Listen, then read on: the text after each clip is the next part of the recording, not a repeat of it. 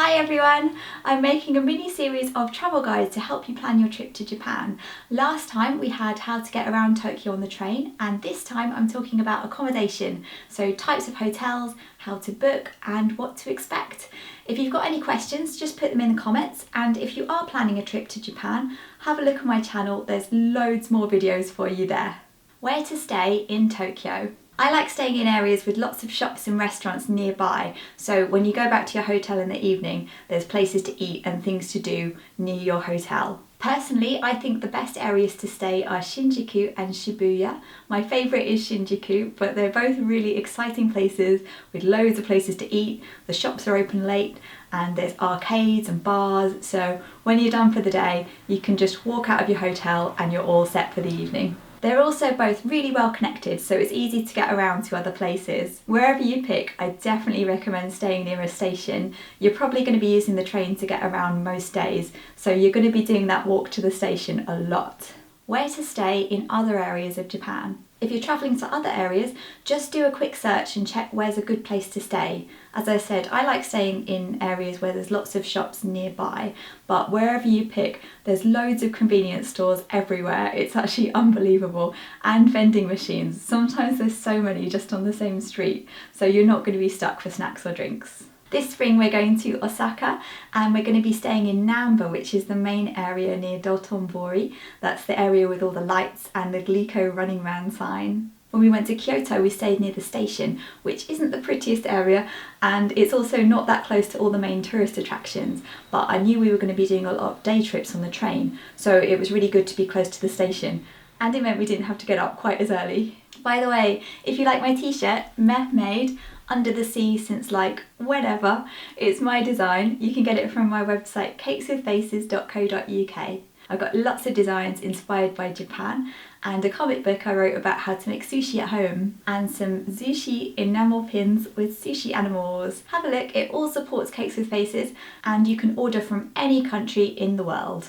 Next up, types of hotels. Hostels are the cheapest option. Most of them have shared dorms and some of them have private rooms as well. And sometimes you get a few extra facilities like a little kitchen. There's loads of them and you can book them online on sites like Expedia.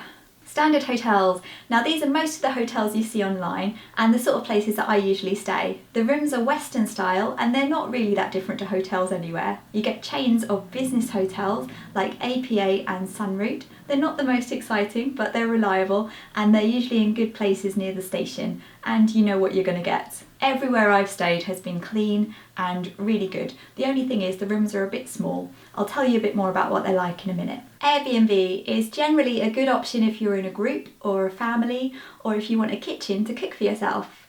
Something to bear in mind though is that last year in Japan they passed a law saying people are only allowed to rent out their properties for 180 days a year for Airbnb, and I've heard that in some communities it's not that popular. Residents don't tend to like people coming and going who might be noisy and who might not know all the little unwritten rules of the community. So personally that makes me a little bit reluctant to book it because I don't want to be staying somewhere where the neighbours might not really want you there. Also, my friend stayed at an Airbnb with their baby. When they booked, they were told it was absolutely fine, but then when they arrived, they said they weren't allowed to have children there and they had to find somewhere else to stay. I do also know people who stayed in Airbnb with no problems and thought it was fantastic, so don't let me put you off. Lots of people do stay in them. Maybe just have a look at the reviews and make sure it's going to be okay. You do get to stay somewhere more interesting and see what a real Japanese house or apartment's like and stay in a more suburban area and just experience everyday life in a way that you wouldn't if you're staying in a hotel. Ryokan. Now this is a traditional Japanese hotel. You get a tatami mat room and they put out a futon for you. Some of them have onsen or hot springs. They usually have a public shared bath, sometimes it's outside, and some of them have private baths as well. You can wear a yukata and they make a fancy meal for you, which is included in the price of the room. They tend to be outside the city, usually in really beautiful places. I saw one when we went to Miyajima when we went up the mountain and the garden looked really beautiful. It had all the red maple leaves in the autumn. So that's a good option if you want a traditional Japanese experience. Capsule hotels are another cheaper option. You stay in a compartment, sometimes it's only just bigger than the bed and sometimes it's more of a cabin. They give you a locker for your stuff and the bathrooms are shared. They usually have separate areas for men and women. Again, it's a really Japanese experience. I'm not sure if I'd want to stay in one for more than a night, but if you want to give it a try, where else are you going to get the chance? They also have them at the airports, so it might be an option if you need an airport hotel. Love hotels are hotels for couples that you can book for the night or just a few hours for a rest. Often they're themed and they can look really glitzy. Sometimes they have extra facilities like a spa bath or karaoke, which actually sounds pretty good, and the rooms are a lot bigger than normal hotels. You can book them on regular hotel booking sites like Expedia.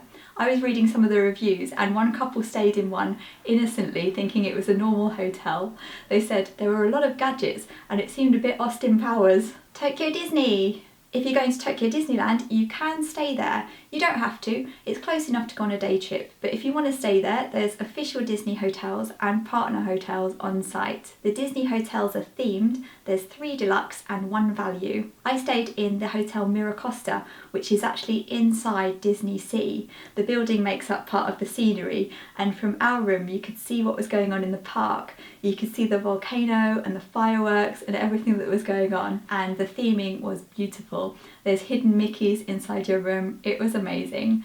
What are the rooms like? Obviously it depends where you book, but most standard hotels will be Western style. It's only if you book a Ryokan that you get the traditional Japanese room with the tatami mats and the futon. Out of the hotels I've stayed in, everywhere has been clean and comfortable. The only downside is the rooms are small, especially if you're used to American hotel rooms, they are a lot smaller. Japan is a densely populated country, especially in the city, so you don't get a lot of space, and that's just how it is. One place I stayed, the only place you could put the suitcase down was right by the door. When I read the reviews I got kind of worried and I was thinking how small can this place be? But it was actually fine. It's just a place to stay and it wasn't a problem. And if you want to see what they're like, there are some room tours on my channel. You don't usually have a full-size bath, you get a smaller Japanese style bath, and you'll often have a Japanese style toilet, a washlet with all the buttons. Sometimes they give you slippers or pyjamas to wear if you want. You usually get free Wi-Fi, which is really useful. Most hotels have air conditioning. You need it in the summer, it gets really hot and humid. Breakfast isn't usually included, but there's convenience stores everywhere, so that's where I usually go. You can get onigiri, rice balls, bakery items. I really like melon pan or the fruit sandwiches, they're so good. And you can get things like yogurts as well. Unlike in the UK, Japanese convenience store food is really good quality and it's cheap. Rice balls are only about 100 yen. Another tip is convenience stores sell alcohol if you want drinks for your room for the evening. So you can get a beer, an asahi. I really like the chuhais, which are shochu with fruit soda. The grapefruit one's really good and the grape one as well. And they're only about 100 yen and they're 9% alcohol. They're pretty strong. How to book. You can book within 6 months of your stay. For some places it's 3 months, so if you look and there's not many places available, it might not be because they're booked up, they might just not have gone on sale yet. If you're going at a popular time like the cherry blossom season, book as early as you can because they will be full up. Lots of places offer free cancellation, so you can always change your mind later on, but check that first. I usually go on Trivago first because they compare prices from different sites, and then I'll just book with whoever's got the best price, like Expedia, Booking.com or Hotels.com, and it's exactly the same as booking a hotel anywhere. A good tip is to use Quidco. It's a cashback site. You register with them for free, then you click the link on their site to go to the hotel booking site and they give you cashback and it doesn't cost you any extra. This time I used them when I was booking through Expedia and I got 10% back on my hotels, so it was definitely worth it. How expensive is it? In Tokyo, the hotels I've stayed in have been about £60 to £90 a night. Now there are cheaper hotels. I'm sure lots of people will say they paid a lot less, but that's just how much the ones I've picked have been. Hostels and capsule hotels will be cheaper too.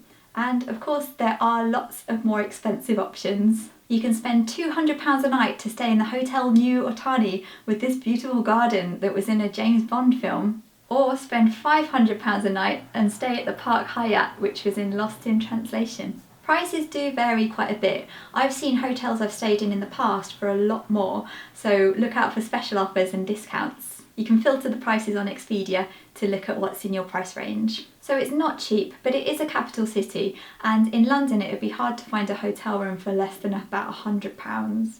I've just booked my hotel room for Fukuoka, and that is noticeably cheaper than Tokyo. When you go to Japan, your accommodation and your flights are going to be the main part of your expenses. Once you're there, food and day-to-day things you need to spend really aren't that bad. And if you want to see how much they are, I made a video called How Expensive is Tokyo, where I recorded everything I spent for 3 days, and that's on my channel. Finding your hotel. Addresses in Japan are confusing. Not all streets have names, so just having the address isn't really going to help you. What I'd recommend doing is printing out a map and checking how to get from the station to your hotel. Remember, as I said last time, stations have lots of exits that can come out in different places, so check which one you need for your hotel. Even have a look on Google Street View so you know what you're looking for. It might sound silly, but you'll have been on a long flight and you'll have your suitcases with you, so it helps if you know what you're looking for. When we went to Kyoto, we were staying in an APA hotel, and what I didn't realise was there's 3 APA hotels near the station, and of course I went to the wrong one. It must happen quite a lot because they gave me a printout map and we went to the right one. It was fine, but we had to walk around with our suitcases for a bit, and it was really hot. October is a lot hotter in Japan than it is in the UK. So top tip, make sure you go to the right hotel. Checking in, and do I need to know Japanese? Because I'm learning Japanese, I like to try it out when I get to the hotel. I'll say something like, Heya o yoyaku o shimashita, I made a room reservation, and 9 times out of 10 they'll talk back to me in English. If you don't know any Japanese, it's not a problem. They have guests from all over the world all the time. You won't be the first one, so they'll be ready for you. Take a print out of your room reservation just in case. And I think it's nice to learn a couple of words like konnichiwa or arigatou gozaimasu. Generally, customer service in Japan is excellent. People are polite and they treat you really well. And I've always found the people on hotel desks to be really good. They're so good you want to tip them, but there's no tipping in Japan, so even if you go to the concierge, you don't need to leave a tip. I found they don't usually let you check in earlier than the official time, so if you get to your hotel too early, you can usually leave your suitcases there, then go off and do something else, then come back when it's time to check in. And the same thing when you check out, you can leave your cases, go and do something else, then come and pick them up when you're ready to go. So that's it. Thanks for watching. I hope you found it useful. Have a look at my channel for lots more videos about Japan, and there'll be some new Japan vlogs coming up soon. Take a look at my designs to support Cakes with Faces, and I'll see you soon. Bye bye!